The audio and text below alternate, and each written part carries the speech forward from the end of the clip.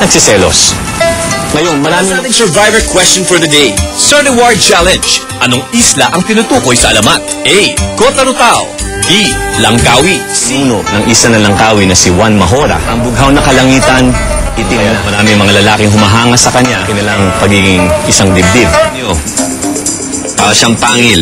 Yung kailangan ipwesto yung sulo sa kanyang asawa. Pero si Masuri hindi siya pinapansin. Pero mahigit 200 taon nang nakararaan. Masuri lumaking magandang dalaga. Kakaiba yung alindog niyo. Kailangan Juan Darus. Reward. Gobyerno ng isla ng Langkawi ay hinanap ang mga kaanak ni Masuri.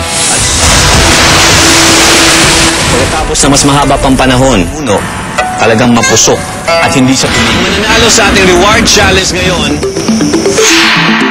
Puntahan ng isla ng Langkawi na may 5 kwintas na ganito. Pagkakuha ninyo, yung suotin, puntahan ako, malakas ang nakikitang tanong.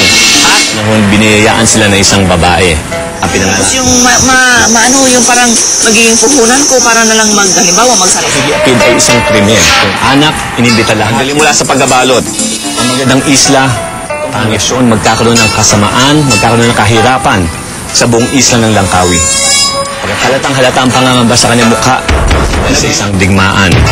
Dahil dito nakakita sa puso ni Masuri.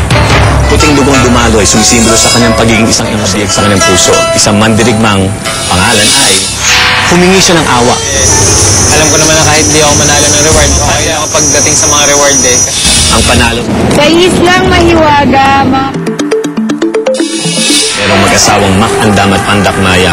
Nananagaan siya sa kanyang bahay. Kinaladkad sila na sana magkaroon sila ng supling. Ang mga huling hininga. Nasambit niya ang isang sumpakang talaga. Kuwapo. At naging saksi ang kalangitan sa kamukha ni Masuri itong si Aisha na matagal na niyang minamata. Type lang ng survivor at letra ng iyong sagot at isend sa 4627.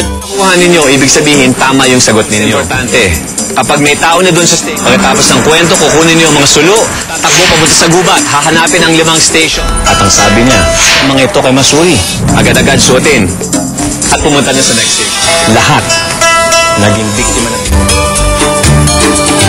pagkatapos ng mahabang panahon, si Wanda, Halimbawa, hindi man ako mananalo doon sa 3 milyon.